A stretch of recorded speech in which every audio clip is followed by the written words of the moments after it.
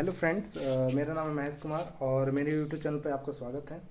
आज मैं इस ईयर का क्वेश्चन मैं बताऊंगा, जैसे कि 2020 में जो आईएसएस में जो क्वेश्चन आया था, ठीक है, किस पे आया था, कोरिलेशन पे आया था या फिर और डिफरेंट डिफरेंट, तो 4-5 क्वेश्चन मैं बताऊंगा वो, ठीक है।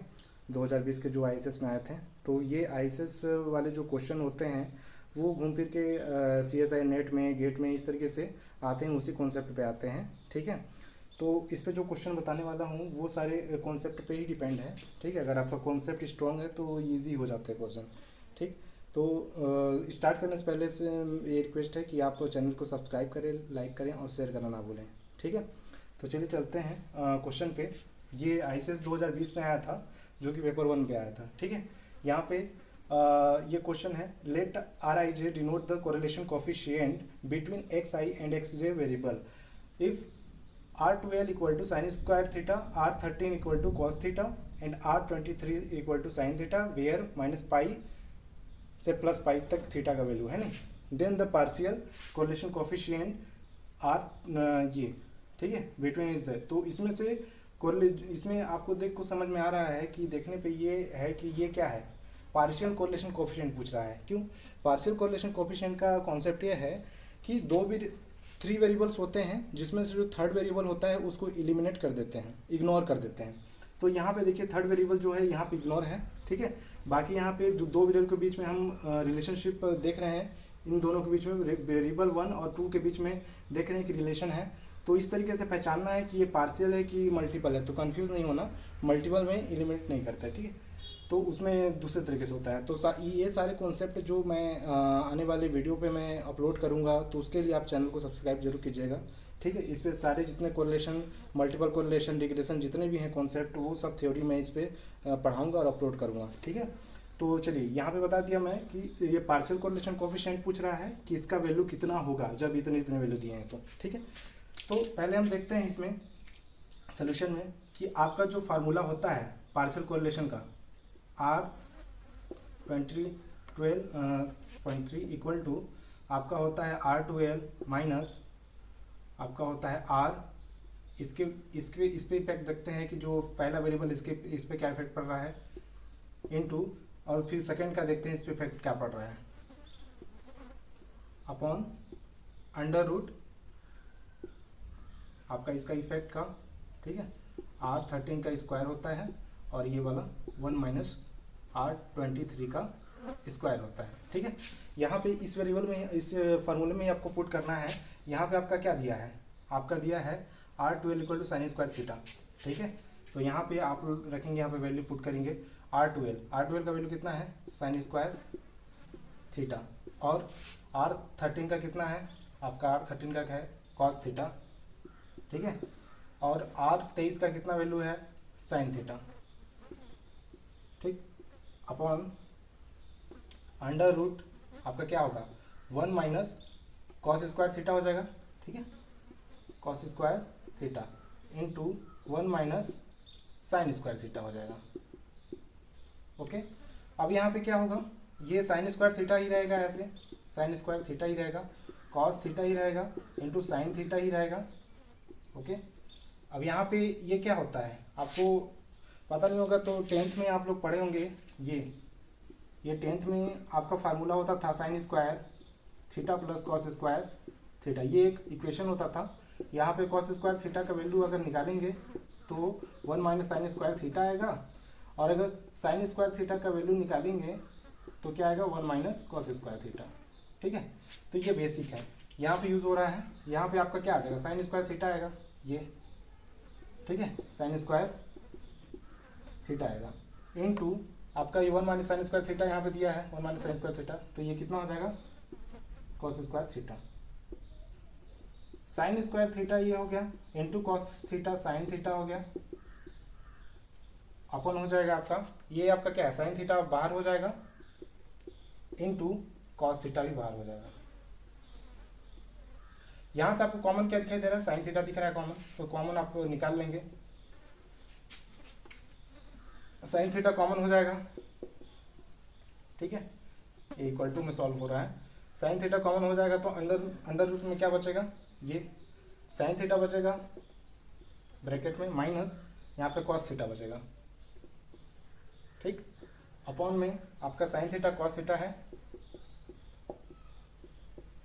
ये साइन थीटा कैंसिल हो जाएंगे और फिर यहाँ पे क्या बचेगा, साइन थीटा, ठीक है, minus cos theta upon cos theta. तो इसमें क्या करते हैं आप लोग को पता ही होगा, एलसीएम वाला ये है, तो पहले उसको चेंज कर देंगे, sign theta upon cos theta minus cos theta upon cos theta, ठीक है। ये दोनों तरफ अपना अलग अलग चेंज हो गया, ये एलसीएम वाला रूल फॉलो हो रहा है, ठीक है। यहाँ पे हो गया, तो ये कॉस थीटा कैंसिल हो गया, ये आपका हो जाएगा ये sign theta upon cos theta क्या होता है, ये टेन थीटा होता है, ये टेन थीटा होता है, माइनस यहाँ पे क्या बचा, 1 बचा। तो इस तरीके से आपका जो ये आपका जो सी वाला है वो सी वाला राइट हो जाएगा। यहाँ पे अगर आप लोग को डाउट हो रहा होगा तो ये टेन थीटा इक्वल टू होता है sine theta equal to sine theta upon cos theta होता है। ये आपका 10th में ये सब बेसिक यहाँ पे यूज़ हो रहा है। तो इस तरीके से ये देखिए कितना इजी है, सी इसका राइट होगा, ठीक है। तो इस तरीके से कॉन्सेप्ट का यूज़ करके ये क्वेश्चन सॉल्व हो गया। नेक्स्ट क्वेश्चन फ्रेंड, ये आईसीएस 2020 पेपर 1 में आया था, ठीक है, जो 16वां क्वेश्चन था, जो पिछला वाला है वो 8वां क्वेश्चन था। आप लोग क्वेश्चन पेपर डाउनलोड करके देख लीजिएगा, ठीक है। तो ये सेकंड क्वेश्चन है, इसी से पूछा गया था कि कोरिलेशन टॉपिक से। तो ये क्वेश्चन है, in a trivariate distribution if R12 R23 R31 equal to rho दिया है, ठीक है, जो कि क्या है, नॉट इक्वल टू 1 है, then the value of R1 2 3 है नहीं। तो मतलब इसका मतलब ये है, मल्टीपल कोरिलेशन के बारे में आप जानते ही हैं कि मल्टीपल वेरिएबल के बीच में कोरिलेशन कोएफिशिएंट को मेज़र करते हैं, ठीक है। तो यहाँ पे जो वेरिएबल x1 है, ठीक है, उसका किस पे देख रहे हैं, 2 और 3 के बीच में देख रहे हैं, ठीक है। तो ये मल्टीपल कोरिलेशन का है। तो मल्टीपल कोरिलेशन का जो फार्मूला होता है कुछ इस तरीके से बनता है, पूछ रहा है कि मल्टीपल कोरिलेशन का वैल्यू कितना होगा इन चारों में से जब इतना दिया है। तो इसका सोल्यूशन देख लेते हैं। इसका फार्मूला होता है मल्टीपल कोरिलेशन का R1 2 3 इक्वल टू आपका इन दोनों के बीच में R12 का स्क्वायर प्लस R13 का square minus 2 R12 into R13 into R23, ठीक है। ये आप लोग को फार्मूला अगर याद रहेगा अच्छे से, तभी बहुत सारी स्टेप से क्वेश्चन आते हैं, CSI नेट पे भी आ जाते हैं, ठीक है, और गेट पे भी आ जाते हैं। सो आपका क्या हो जाएगा, R12 का वैल्यू आप रखिए, ठीक है। R12 का वैल्यू कितना हो जाएगा, अंडर रूट में R12 का वैल्यू रो दिया है, सभी का रो दिया है, रो स्क्वायर हो जाएगा प्लस रो स्क्वायर हो जाएगा माइनस 2, यहाँ पे रो, ठीक है, ये हो जाएगा अपॉन में आपका under root 1 minus rho square हो जाएगा, ठीक है। अब यहाँ पे क्या हो जाएगा, ये प्लस 2 रो स्क्वायर हो जाएगा माइनस 2 रो क्यूब हो जाएगा, ठीक है। उसी तरीके से अंडर रूट में आपका 1 माइनस रो स्क्वायर हो जाएगा, और इसी तरीके से जब यहाँ पे रो स्क्वायर कॉमन दिखाई दे रहा है, अंडर रूट में आपका हम क्या कॉमन करेंगे, 2 रो स्क्वायर कॉमन कर दिए, तो यहाँ पे 1 हो गया माइनस यहाँ पे सिर्फ रो बचेगा, ओके, 2 रो स्क्वायर निकल गया, तो यहाँ पे की था तो 1 बच गया, मतलब 1 बच गया रो, और अपॉन में under root 1 minus rho square. इसका मतलब ये है कि आपका क्या हो गया, 1 plus rho and 1 minus rho, ठीक है। ये आपको फार्मूला पता ही होगा, ठीक है, इस तरीके से हो गया। तो यहाँ पे 1 minus rho and 1 minus rho ये कट हो गया। अब यहाँ पे क्या बचेगा, यहाँ से आपका रो स्क्वायर फॉर्म में है तो रो बाहर में निकल जाएगा, अंडर रूट में क्या बचेगा, √2 एंड अंडर रूट में बचेगा 1 प्लस रो बचेगा, ठीक है। तो इस तरीके इसको हम इस तरीके से भी लिख सकते हैं, 2 एंड रो एंड अपॉन में अंडर रूट 1 प्लस रो लिख सकते हैं। तो इस तरीके से आपका जो डी वाला है वो आपका करेक्ट हो जाता है, ठीक है। तो डी वाला करेक्ट हो जाता है। तो इस तरीके से कितना इजी है। इसी तरीके से गेट पे भी क्वेश्चन आता है, ठीक है, और नेट पे भी आ जाता है। तो इस तरीके से आप लोग को क्या करना है, ये कॉन्सेप्ट को अच्छे से ध्यान में रखना है, प्रैक्टिस कीजिएगा, और इसके बारे में मैं आगे आने वाले टाइम पे वीडियो बनाऊंगा मैं, ठीक है, कोरिलेशन में पूरे मल्टीपल पे, ठीक है, मल्टीपल पार्शियल ये सब पे। ठीक है। अभी तो और डिज़ाइन पे भी बचा हुआ है। तो आप लोग को ये बताना चाहता हूँ कि जो आपका स्टैटिकल इन्फ्रेंस है उस पर तो आप लोग को पता ही होगा, आईएसएस में 25 से 30 क्वेश्चन आते ही हैं, ठीक है, जो कि बहुत ईजी रहते हैं। बस आपको कॉन्सेप्ट अच्छे से पता होना चाहिए। तो उस पर क्या है, मल्टीपल लीनियर रिग्रेशन, अनबायस्ड, ठीक है, कंसिस्टेंसी, सफिशिएंसी, ये सारी चीज़ें मैं बताऊंगा कि कैसे होता है। एंसिलरी स्टैटिस्टिक्स, ठीक है, कंप्लीट सफिशिएंट स्टैटिस्टिक कैसे होता है, फैक्टराइजेशन थ्योरम में कैसे होता है, सारी चीज़ बताऊंगा। तो आप लोग इसको चैनल को सब्सक्राइब जरूर कीजिएगा, ठीक है, क्योंकि सब्सक्राइबर तो बढ़ नहीं रहे हैं, ठीक है। तो ये डीमोटिवेट हो जा रहा हूँ कि बहुत सारे कमेंट ऐसे ऐसे आते हैं कि डीमोटिवेट हो जाता हूँ, ठीक है। तो फ़र्क नहीं पड़ता है। तो चलते हैं नेक्स्ट क्वेश्चन में। तीसरा क्वेश्चन तो फ्रेंड्स ये नेक्स्ट क्वेश्चन है आईसीएस 2020 पेपर 1 में आपका 17वां क्वेश्चन था, ठीक है। क्वेश्चन ये है कि let X and Y be independent standard normal random variable, then the distribution of u equal to X minus mu upon X minus Y है ना, एक्स प्लस वाई का ऑल ओवर स्क्वायर है is, ठीक है। पूछ रहा है कि ये जो आपका दिया हुआ है, ठीक है, ये किस डिस्ट्रीब्यूशन को फॉलो करेगा, काई स्क्वायर डिग्री डिस्ट्रीब्यूशन को विद डिग्री फ्रीडम 2, या फिर बी वाला आपका काई स्क्वायर डिग्री फ्रीडम 1 को, या एफ डिस्ट्रीब्यूशन जो होता है डिग्री फ्रीडम 2 को, या फिर इसको। तो ये जब आप मल्टीवेरिएट एनालिसिस पढ़ेंगे, ठीक है, या फिर मैं अभी जब कुछ दिन बाद उस पर वीडियो अपलोड करूंगा मल्टीवेरिएट एनालिसिस पे सारे टॉपिक्स पे, तो ये आपका जो काई स्क्वायर, एफ डिस्ट्रीब्यूशन या फिर टी डिस्ट्रीब्यूशन है नहीं, ये सब पे मैं जब वीडियो अपलोड करूंगा तो आप लोग जरूर देखिएगा। तो इस पे मैं ये कॉन्सेप्ट बता देता हूँ कि जो आपका काई स्क्वायर डिस्ट्रीब्यूशन होता है उसको कैसे फॉलो करता है। देखिए, सबसे पहले आप लोग को पता होगा काई स्क्वायर का डेफिनेशन कि स्टैंडर्ड नॉर्मल वेरिएट का जो स्क्वायर होता है उसको काई स्क्वायर, है ना, डिस्ट्रीब्यूशन फॉलो करता है, ठीक है। अगर जो आपका कोई भी डिस्ट्रीब्यूशन है जो स्टैंडर्ड नॉर्मल वेरिएट को फॉलो कर रहा है और उसका स्क्वायर कर दे तो काई स्क्वायर डिस्ट्रीब्यूशन को फॉलो करता है। तो यहाँ पे आपका दिया हुआ है, दो रैंडम वेरिएबल है ही, यहाँ पे क्या दिया है, किसी भी क्वेश्चन को दो बार जरूर पढ़िए आप। तो u इक्वल टू दिया हुआ है ये x minus Y, X plus Y, ठीक है। तो काई स्क्वायर में जब भी हम देखते हैं तो ये सेम प्लस माइनस का अंतर जरूर होना चाहिए। अगर ये अपॉन में है तो प्लस माइनस का अंतर रहेगा, तभी वो डिफरेंस होने पे ही एक दूसरे को फॉलो करेगा, ठीक है। फॉलो करने के बाद वेब डिस्ट्रीब्यूशन को फॉलो करेगा, और अगर ऐसा नहीं होता है तो ये फिर रॉन्ग हो जाता है, ठीक है। तो अगर सेम रहेगा ये साइन का तो वो रॉन्ग हो जाएगा, ठीक है। इस तरीके से आपका जो दिया हुआ है यहाँ पे वेयर क्या दिया है, एक्स एंड वाई, ये किसको फॉलो कर रहे हैं, स्टैंडर्ड नॉर्मल वेरिएट को, ठीक है, स्टैंडर्ड नॉर्मल वेरिएट को फॉलो कर रहे हैं। तो ये क्या होगा, इसको थोड़ा सा हम सिंप्लीफाई कर देते हैं। ये कुछ इस तरीके से है, एक्स माइनस वाई का whole square upon X plus Y का होल स्क्वायर, कुछ इस तरीके से फॉलो कर रहा है। तो ये एक्स और वाई दोनों क्या कर रहे हैं, स्टैंडर्ड नॉर्मल वेरिएट को फॉलो कर रहे हैं। तो ये क्या हो जाएगा, जब दो वेरिएबल्स होते हैं जो कि इंडिपेंडेंट होते हैं और स्टैंडर्ड नॉर्मल वेरिएट को फॉलो करते हैं, ठीक है, ये रिजल्ट है काई स्क्वायर। मैं फुल डिटेल में बताऊंगा, ठीक है, जब मल्टीवेरिएट में पूछेंगे। तो यहाँ पे एक्स एंड वाई जो होता है जब इंडिपेंडेंट होते हैं और स्टैंडर्ड नॉर्मल वेरिएट को फॉलो करते हैं, ठीक है, और फिर स्टैंडर्ड नॉर्मल वेरिएट का जो स्क्वायर होता है वो किसको फॉलो करता है, काई स्क्वायर को, ठीक है। डिग्री फ्रीडम किसके साथ, एन के साथ होता है, लेकिन यहाँ पे क्या है, डिग्री फ्रीडम सिर्फ 1 है, एक ही इंडिपेंडेंट आपका ये मिल रहा है, ठीक है, एक ही इंडिपेंडेंट आपका स्क्वायर मिल रहा है, स्टैंडर्ड नॉर्मल वेरिएट एक ही इंडिपेंडेंट मिल रहा है, तो आपको क्या हो जाएगा, 1 हो जाएगा। उसी तरीके से नीचे वाला भी आपका क्या फॉलो कर रहा है, ये काई स्क्वायर, ठीक है, डिग्री फ्रीडम क्या हो जाएगा, ये 1 हो जाएगा, ठीक है।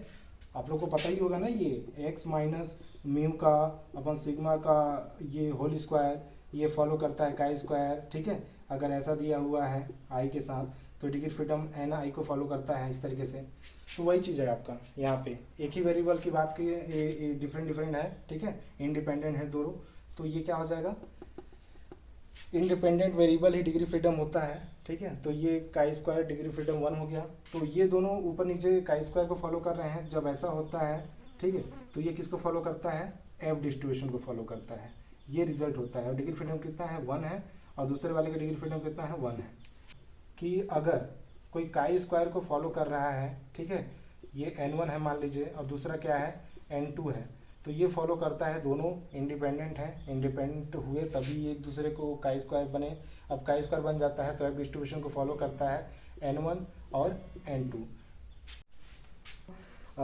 जो आपका होता है रेशियो जो बनता है काई स्क्वायर डिस्ट्रीब्यूशन का जो बनता है वो किसको फॉलो करता है, एफ डिस्ट्रीब्यूशन को फॉलो करता है, डिग्री फ्रीडम ये, ठीक है। तो ये रिजल्ट होता है। इसके बारे में फुल डिटेल मैं बताऊंगा जब वीडियो इस पर अपलोड करूंगा मल्टीवेट एनालिसिस का, जो भी ये काई, ठीक है, जितना भी डिस्ट्रीब्यूशन है। सो इस तरीके से आपका कौन सा राइट हो जाएगा, डी वाला राइट हो जाएगा, ठीक है। एफ डिस्ट्रीब्यूशन को फॉलो करेगा विद डिग्री फ्रीडम 1। अगर ये नहीं समझ आएगा तो इसको रिपीट करके आप देख लीजिएगा, ठीक है। चलते हैं नेक्स्ट क्वेश्चन में। सो फ्रेंड्स, ये आपका क्वेश्चन है। सपोज दैट ये रैंडम वेरिएबल्स दिया हुआ है x1 से लेकर xn तक, ठीक है। सैंपल ऑफ साइज कितना दिया है, n दिया है। एक एस्टिमेटर दिया हुआ है आपका tn calculate from this samples is said to be consistent estimator और पैरामीटर थीटा के लिए, ठीक है।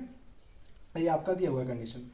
सो and n greater than equal to m if, तो इसमें से पूछ रहा है। इसमें क्वेश्चन में देखिए इस टाइप के क्वेश्चन CSI नेट पे भी आते हैं, ठीक है, और यहाँ पे गेट पे भी आते हैं। तो यहाँ पे आपका ICS में जो दिया हुआ है, मैंने जैसे कि बताया कि जो हिस्टोरिकल इन्फ्लुएंस है उससे आपका 25 से 30 क्वेश्चन आता ही है, ठीक है। तो ये आपका क्वेश्चन दिया है जो कि थ्योरिकल यूज़ हुआ है, ठीक है, बस थ्योरी यहाँ पे यूज़ हुआ है। यहाँ पे पूछ रहा है कि आपका जो एस्टिमेटर है TN है। एस्टिमेटर किसको बोलते हैं, किसी भी पैरामीटर से रिलेटेड इन्फॉर्मेशन को कलेक्ट करने के लिए जो स्टैटिस्टिक डिफाइन करते हैं वो आपका एस्टिमेटर होता है, ठीक है। तो यहाँ पर एस्टिमेटर क्या बोला गया है, TN है, कोई भी स्टैटिस्टिक्स होगा, ठीक है। और बोल रहा है कि उसका सैंपल ऑफ साइज कितना होगा, आपका n है, ठीक है। भाई किसी भी सैंपल जो ले रहे हैं पॉपुलेशन से वो जानकारी ले रहे हैं तो आपका सैंपल का साइज तो होगा ही होगा। अब यहाँ पे बोल रहा है कि जब कंसिस्टेंट एस्टिमेटर होगा इस TN का, TN अगर कंसिस्टेंट एस्टिमेटर है, कंसिस्टेंट एस्टिमेटर है, ठीक है, ये बोल दिया कि कंसिस्टेंट एस्टिमेटर है, ठीक, फॉर इसके लिए थीटा के लिए, ओके। ये कंसिस्टेंट एस्टिमेटर है, तो इस थीटा के लिए अगर कंसिस्टेंट एस्टिमेटर है तो इसको हम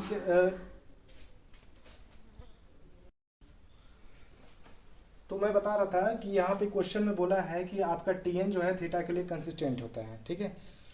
तो इसके बारे में मैं पूरा जब आपका हिस्टोरिकल इन्फ्लुएंस पे वीडियो बनाऊंगा तो उसमें सारी जानकारी दे दूंगा, ठीक है। चैनल को सब्सक्राइब शेयर जरूर करवाइएगा, ठीक है।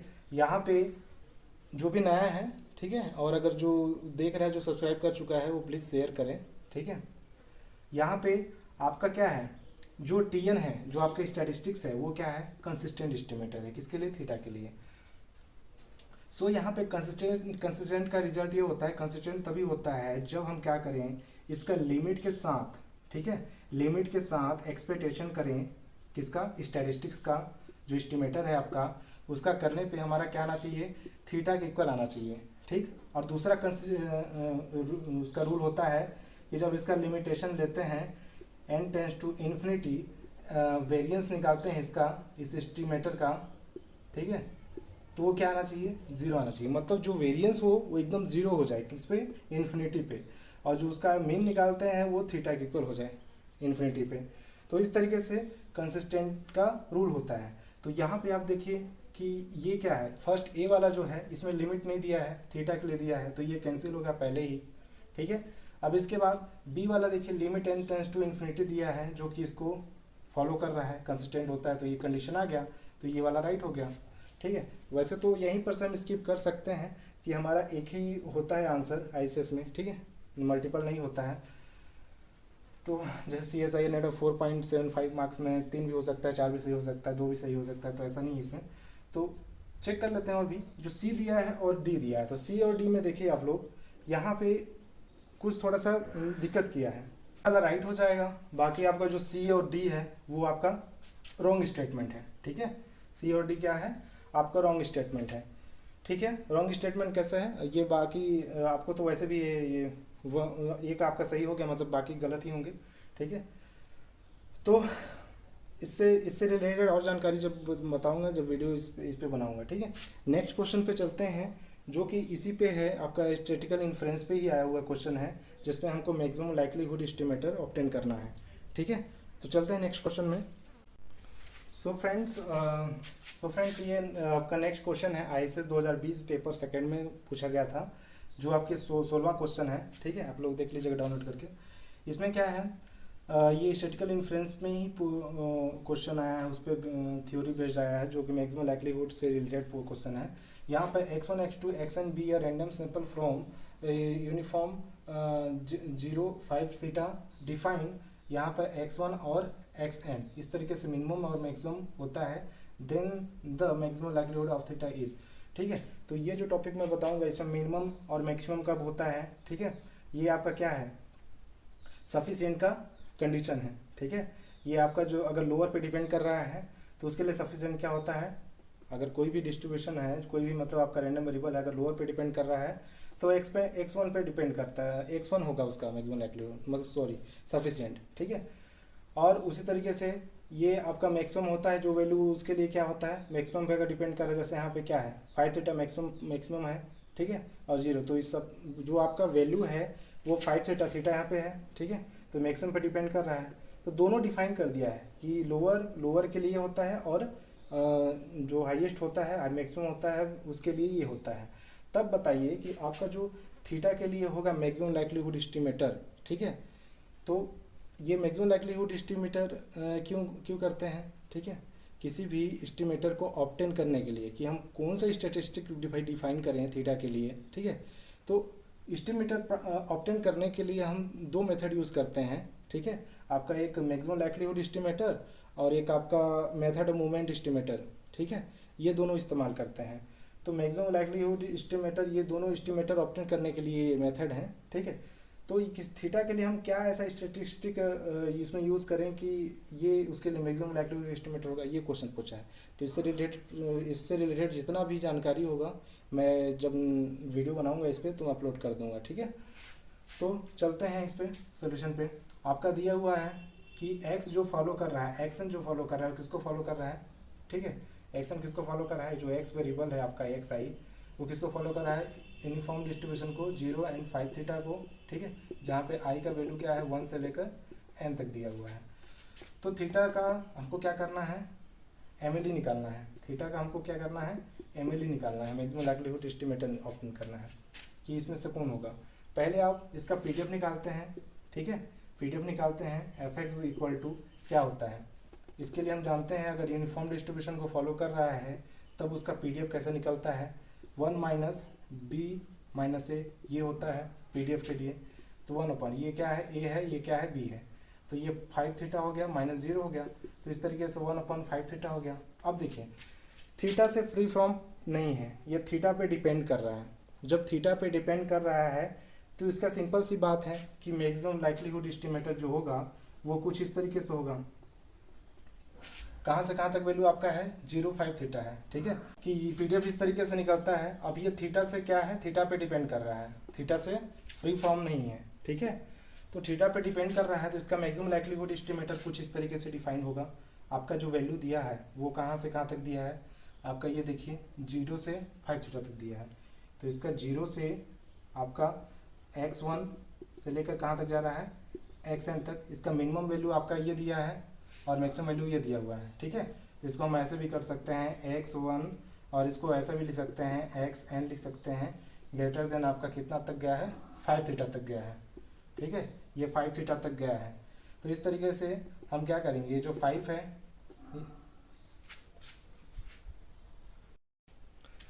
ठीक है, ठीक है। तो ये आपका दिया है 5 थीटा तक, 0 से 5 थीटा है, ठीक है। इस थीटा को हम क्या करेंगे, 0 से ये x1 हो जाएगा, ठीक है। अब xn है आ रहा है ये, तो ये 5 आपका यहाँ पे मल्टीपल में है, यहाँ पे आ जाएगा अपॉन में, ये थीटा हो गया, ठीक है। तो इस तरीके से जो थीटा का वैल्यू होगा, है ना, मैक्सिमम लाइक्लीहुड एस्टिमेटर के लिए, ये आपका किस में आ गया, इस आपका ऑर्डर स्टैटिस्टिक के फॉर्म में आ गया, ठीक है। जब डिपेंड करता है थीटा पे तो ऑर्डर स्टैटिस्टिक के फॉर्म में जो होता है आपका मैक्सिमम लाइक्लीहुड किसी पैरामीटर का आता है। तो इस तरीके से आपका क्या हो गया, ये जो थीटा है मैक्सिमम लाइक्लीहुड किस पे डिपेंड कर रहा है, ये डिपेंड कर रहा है पैरामीटर का मैक्सिमम लाइक्लीहुड डिपेंड कर रहा है आपका xn/5 और आपका क्या है यहाँ पे xn और 5 पे डिपेंड कर रहा है। ठीक है, ये यहाँ पे क्या है मैक्सिमम वैल्यू पे डिपेंड कर रहा है तो सिर्फ ये होगा। ठीक है, और बाकी इधर का क्या होगा वैल्यू आपका 0 हो जाएगा। ठीक है, उसके नियरेस्ट में क्या वैल्यू है आपका 0 है तो 0 हो जाएगा। तो इस तरीके से इसका मैक्सिमम लाइक्लीहुड जो आपका वैल्यू होगा पैरामीटर का वो क्या होगा xn/5 होगा। तो आपका ये जो डी वाला है वो राइट हो जाएगा। ठीक है, हमारा ऑर्डर स्टैटिस्टिक के फॉर्म में जब होता है तो ये कुछ इस तरीके से लिखते हैं, रूल है हमारा कि ये xn और x1 को इधर लिखा जाता है। ठीक है, मैक्सिमम वैल्यू लिखा जाता है फिर उसका लोएस्ट वैल्यू लिखा जाता है ऑर्डर स्टैटिस्टिक में। जब थीटा पे डिपेंड करता है तब उस तरीके से ही ऑर्डर स्टैटिस्टिक में उसको डिफाइन किया जाता है और उसके बाद थीटा से जो भी थीटा को अकेले रखा जाता है। ठीक, अब उससे क्या करते हैं कि ऑर्डर स्टैटिस्टिक में इस तरीके से बिलोंग करता है, ये रूल है। ठीक है, तो आपका ये वैल्यू आप पे डिपेंड कर रहा है क्योंकि मैक्सिमम वैल्यू पे ही डिपेंड कर रहा है, 0 पे तो डिपेंड कर ही नहीं रहा है। तो इस तरीके से आपका मैक्सिमम वाला वैल्यू जो हो जाएगा ये हो जाएगा और उसके नियरेस्ट ये था आपका लोड वैल्यू। सो ये डी वाला राइट हो जाएगा, बाकी ये सब आपका रॉन्ग है। सो फ्रेंड्स ये आईसीएस के कुछ क्वेश्चन थे, 4-5 क्वेश्चन मैंने बताए आपको। कैसा लगा आप लोग ज़रूर कमेंट करके बताइएगा। तो इस तरीके से आप चाहते हैं कि इससे रिलेटेड पूरा थ्योरी आपको मैं अच्छे से समझा के मैं वीडियो अपलोड करूं, तो आप लोग जितना भी इससे रिलेटेड और भी जो आते हैं क्वेश्चन उससे रिलेटेड करूं, CSIR नेट के बेस पे भी ये सब थोड़े इंपॉर्टेंट हैं। ठीक है, तो CSIR नेट अगर एस्पिरेंट है या फिर ISS वाले भी हैं, ठीक है, गेट वाले भी हैं, तो चैनल को सब्सक्राइब जरूर कीजिएगा नए हैं तो। ठीक है, शेयर जरूर कीजिएगा और इससे रिलेटेड जो थ्योरी चाहते हैं आप उसके लिए चाहते हैं तो आप कमेंट जरूर कीजिएगा।